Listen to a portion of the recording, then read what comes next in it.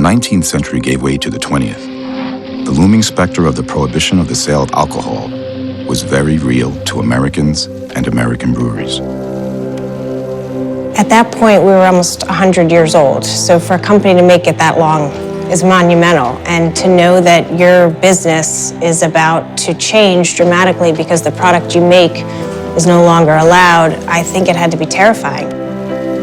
It's very difficult to imagine what that time period was like when Prohibition began. What do? You employ people, and you know, what do you do with your business when the government suddenly comes in and says you can't make this product anymore?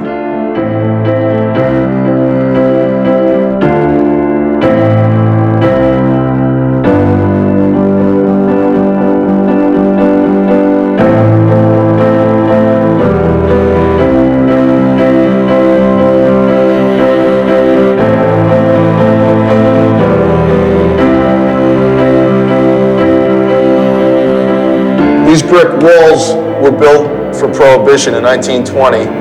They were government-ordered walls, and the thinking was, if the brewery's going to cheat and brew beer, they're not going to give us the tunnels to age the beer, so it would spoil quickly.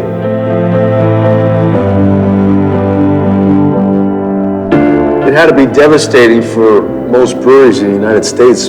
People had to go back into the coal mines for jobs. I would have been very bitter at the government for putting breweries out of business the way they did and putting all these people out of work. I'm talking thousands of workers that lost their jobs. When you're tested like that, you're forced to figure it out because you know that you've got all these families depending on you.